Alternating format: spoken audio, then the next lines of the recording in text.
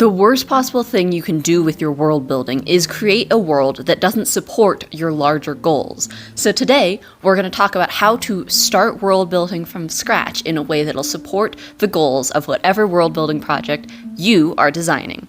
How's it going? My name's Amai Guri. I am a game dev who's been world building for years and years and years. I always loved playing Pretend as a child, and as I got older, instead of stopping playing Pretend, I just made all of my games more complicated. Well, a lot of people like to describe world building as creating an entire universe from scratch or playing God. I think world building is actually more simple than that. World building is simply the art of contextualizing story elements in a piece of fiction. In art, prose, poetry, or film, the goal of world building is to increase immersion. Perhaps you have characters that you're doing art of and you'd like them to have a story and a place that they've come from, and you want a world that supports that. If you're writing prose or poetry or film, it's probably pretty self-explanatory that you need lore that explains who these people are and what their actions mean for the consequences of your fictional world. Games and interactive media share the goal of immersion, but additionally, they have the need to explain and tutorialize the interactive elements of the work. And of course, in daydreams, if you are world building just purely for yourself, then it is simply a very good mental exercise.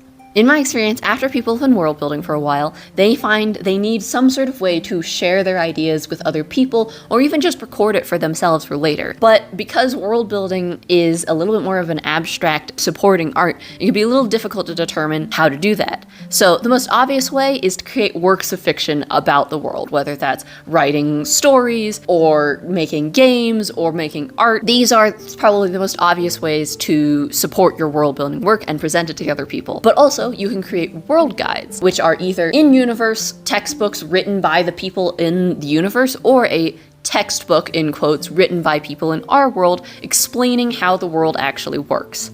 A step back, a little bit more abstract from that, is art books, which are mostly art, but probably have some text explaining things.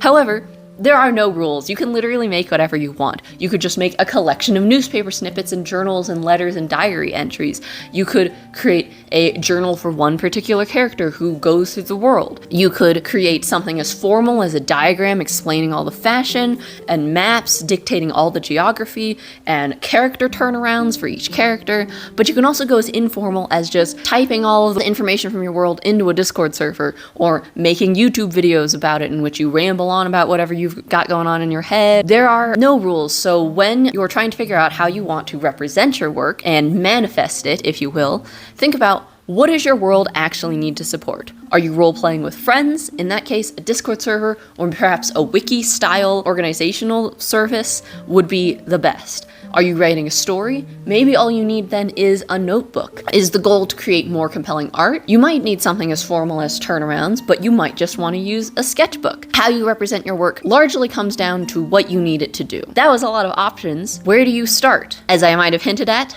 your objectives. When you start creating your world, or perhaps after you've started creating it for a little bit, think about what do you really want out of your world building? And here's a pro tip. Be really honest with yourself. Don't chase goals that you don't actually want to achieve. I remember I was in a world building class in college at my game design school, and there was this kid who said he wanted to make a world that would empower women. He wanted to explore gender dynamics and empower women. He ended up making a world in which there were only 8 women in the world. All of them were extremely rare. All of them were 8 feet tall, and all of them were also technically dragons. And they had a special festival where they bathed naked in a river and played around with a vibrating wand that they didn't know what it did. And let me tell you, as a woman, that's not very empowering. Not only that, he did not have non-binary or trans people in this world of his. So really, was he exploring gender? Was he empowering women? No! You know what he was doing? Making a really good universe for porn to be set in. And you know what? It's okay if that's your goal. But don't lie and say that you're trying to do something else. Be honest with yourself. What do you want out of your world building? Here are some example goals. Maybe you want your fiction to be better. In that case, you need to figure out how to make world building that increases your immersion and explores your themes in ways that the main plot cannot. Maybe you want to roleplay with friends. In that case, you need to maximize your ability to communicate your world's elements to your friends, and also you need to consider your friends' interests because when you're roleplaying with other people, it's about them too. Maybe you want to get other people interested in your world so that they'll make things for you. Like I said, you gotta be honest. And in that case, your main goal should be making your world accessible easily in tiny, interesting chunks so that people go, wow, I want to make something inspired by that, and then they do. There is no wrong way to world build. There is just world building that doesn't suit its creator's goals. As a game designer, this is where I'd love to break out and have you choose your own adventure path, but unfortunately, videos and time are linear, so by necessity, this week I'm going to be talking about immersive world building, but in the following weeks, I plan on releasing videos about both world building for games, interactive media, and role-playing with other people specifically, as well as a video about the commodification of art and what it really means to make art for yourself. If that interests you, please hit that subscribe button and stick around. When you're building for immersion, you really need to begin with genre, because genre is going to determine what it means for your audience to be immersed. Unless you're making something that's epic fantasy, hard sci-fi, or maybe you're making a simulationist game, you really don't need to recreate all of reality. There's definitely very specific genre and story styles where you need to reinvent physics from scratch, or where people expect you to understand how actual geopolitics work or how actual geology works, and then your fantasy elements need to impact it realistically and stuff. That's not every genre. There's plenty of genres where you can be a lot more casual about things. So when you're doing your world building, you don't need to recreate all of reality according to all of the laws of physics and all that stuff. You don't need realism. You need a reality that feels real, a simulacra of the reality, a facsimile that appropriates how it feels to do these things, that makes the character's motivations make sense. Consider Spirited Away. In Spirited Away, if you don't know, Chihiro, the protagonist, is separated from her parents, and in order to get them back, she has to cross this bridge. As a children's movie, the way that she gets across the bridge without the evil spirits seeing her, well, they're not evil, but you get the point, she has to hold her breath. This feels perfectly appropriate in a children's movie about a 10-year-old coming of age. I remember that when I was 6 or 7 or whatever and watching this movie, it nearly put me off of the entire art movement of anime because of how scary it was, because of how relevant it was to me as a tiny child. If you had a scene in which someone had to cross a bridge holding their breath in order to be invisible in, say, House of Cards or The Blacklist, that would be ridiculous, because House of Cards and The Blacklist are both modern political thrillers, basically. So the level in which you need to think through your world building and the actual content of your story is impacted a lot by the genre conventions that you're facing. In addition to genre, think about the elements of the story that you need to draw attention. For example, Apothecary Diaries is an anime focused on an apothecary and the plants and medicines and illnesses that she comes across. However, you know what Apothecary Diaries doesn't focus on? How physics works. Because, there's a couple of times where physics is a little important, but the protagonist doesn't really need to understand how gravity works. The protagonist doesn't really need to understand the speed of light, because Apothecary Diaries isn't about the speed of life. The speed of life? The speed of light. Apothecary Diaries is about medicine and illness, and also the royal court. Similarly, Delicious in Dungeon, a fantasy anime about a bunch of adventurers who don't have any money, going through a dungeon and eating the creatures in there instead of bringing in outside rations. And that explores the biology of the monsters and how you'd actually cook them in a way that would be safe. And this is a lot more compelling because the world building around these creatures feels plausible in the world. And the cooking elements are actually deeply explored.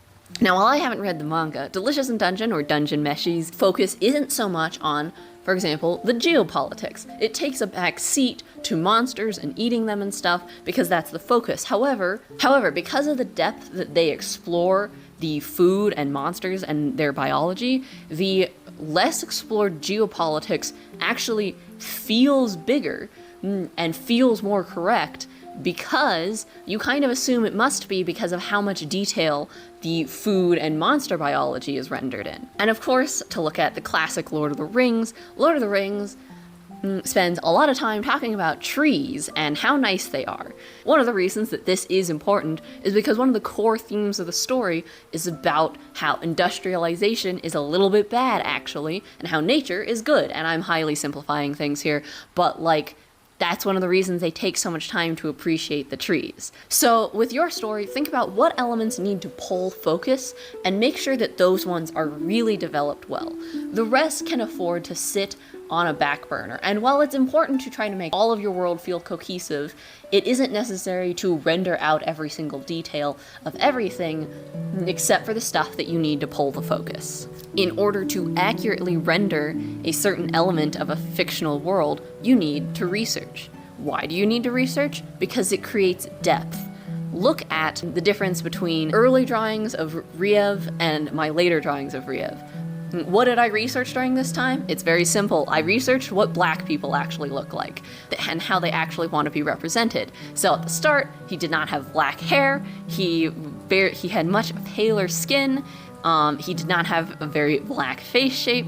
Then I looked at like actual black people and listened to how they wanted to be represented in media. And I found out, one, they really don't want the Killmonger hair. So he's got the little rat tail there. That's a Chinese element that makes sense in the story because he's like kind of adjacently related to a Chinese-y culture.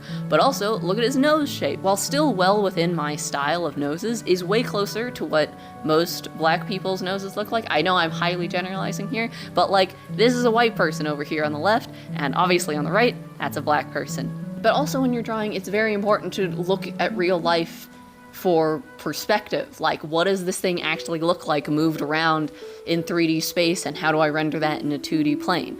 The same thing is true when you're world building. If you just world build based off of whatever vibes you feel like, once again, there's nothing wrong with that, but if your goal is immersion, then you'll get more depth after looking at the real life versions of the thing you're trying to recreate and taking inspiration from that, rather than just going off the top of your dome, because what you'll end up with off the top of your dome is just a bunch of stuff that's really derivative of other things that you like.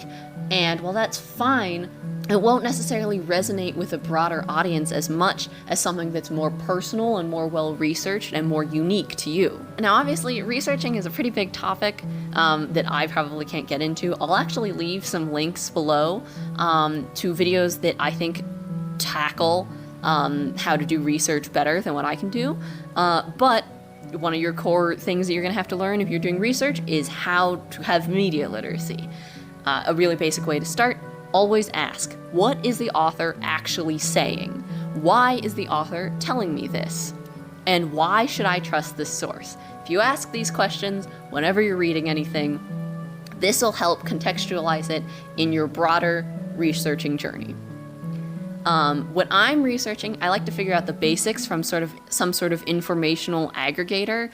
Like, I'm a big fan of Wikipedia, or I'll go to, or other encyclopedias. I will start with an encyclopedia page, and this will typically tell me, here's all the basics of the thing that you don't know anything about. And I'll go, great, and then for each of those elements, I'll dig into it deeper.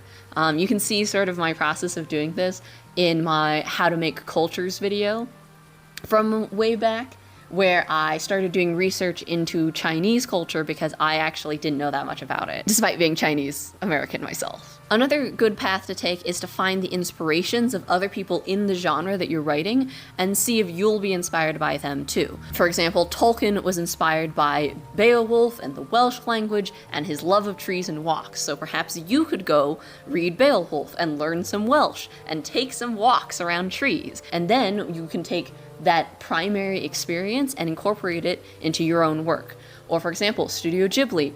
A lot of Studio Ghibli's work was inspired by the fact that Hayao Miyazaki went through an area of Japan that was firebombed.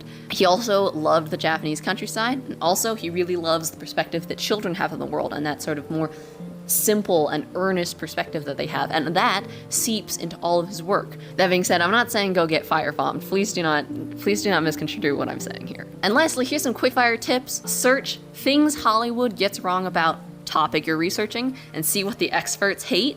That's a great way of making sure that whatever you put into your work feels automatically more accurate than whatever Hollywood's doing, or you can ask real people for informational interviews about their lives. If you find someone on social media who has lived an experience that you're trying to recreate, there's nothing wrong with messaging them and being like, hi, could we have a coffee chat? I'll buy you coffee. Please tell me your experience with X, Y, or Z. And then, just be really respectful and stuff. So as long as you're respectful, you're not overly pushy, and you compensate these people for their time, everyone is more than happy to talk about the experiences that they've been through. Now, when I'm starting world building, this is my personal checklist for the order in which I do things. I start with my vibes and a mood board. So I just get a bunch of images off Pinterest, honestly, and I put them in a document so I can stare at them and go, wow, isn't it pretty? Isn't that a vibe? Maybe I put on some music.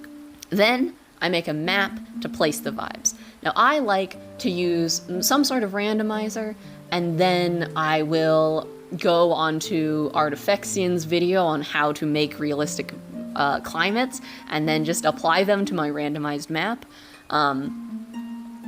But in some cases, I'm looking to make a map that is more specifically one thing. Maybe I'm making a map that is the fallen corpse of a dragon, of a very giant continent-sized dragon. Or maybe I'm making a map that's 2 robots that froze after getting stuck in a war.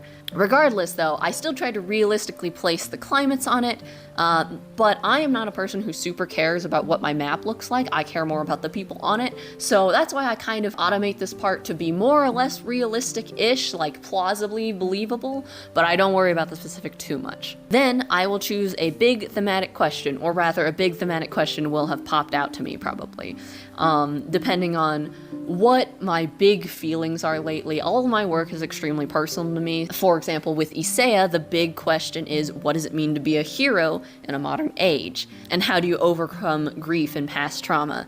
And then I have each of my cultures answer the question a little differently. After figuring out which culture is answering the question in what ways, then I draw interesting characters out of those cultures. And also for each culture, I create a guiding belief.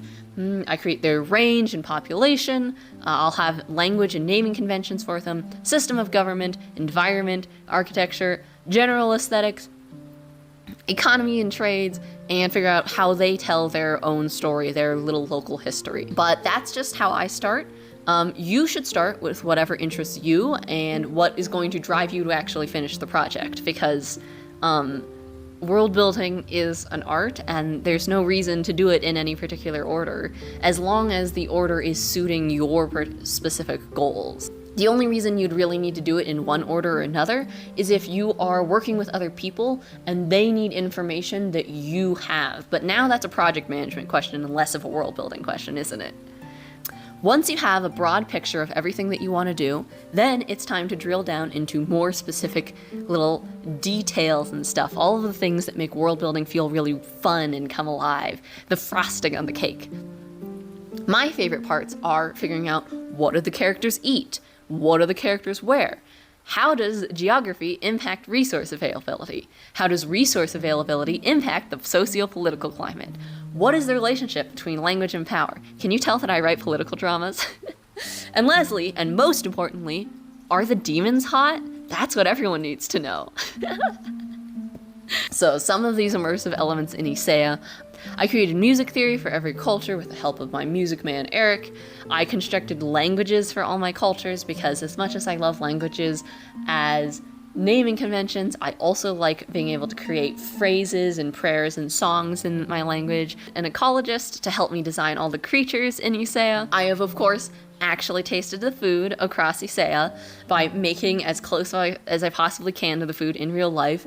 And I'm almost honestly the most proud of making bubble tea from all my cultures in my fantasy world, because I think bubble tea is one of those dishes that could have existed way further back in history than 1960, because it's tapioca and tea and milk and sugar, and we had all of those things forever ago. So I had a lot of fun making the bubble tea video, and not just figuring out which culture would have actually invented bubble tea, but then how would the cultures that heard about bubble tea reinvent bubble tea in their own cultures with the foods available to them. Because, when food starts traveling between cultures, while everyone wants to try this new food, not everyone has access to the actual original ingredients in the original state that the culture of the food came from. Like when curry came from India to England, at first they were usually making their curry out of coriander because not everyone could get curry, but obviously coriander is like a different ingredient. So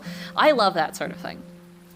I also made an entire in-world opera for Yssaia, as well as the history behind it, because I wanted them to have a punk opera. I'm a huge former musical theater kid. You know it's bad when I say I'm a former theater kid. And I was like, well, I want to make an opera, like those short mini operas that hypothetically represent a larger piece that they play in video games, like the opera in Final Fantasy VI, or Yunjin's opera in Genshin Impact. So I made one of those for Yssaia, and I created not only the prevailing culture for it, but the counterculture so that it could be a punk opera, because what it means to rebel against a culture depends a lot on what is the prevailing culture. And then, of course, I've written like over 300,000 words in the story of Yssaia, so those are the sorts of things that I'm doing with my world building over the last 7 years here. But you should make the things that suit your goals. So if you need some resources or inspiration, I've compiled a giant list of different creators that have influenced me over the years. But if you need any particular resource, please feel free to just ask in the comments. I actually know so much about this topic.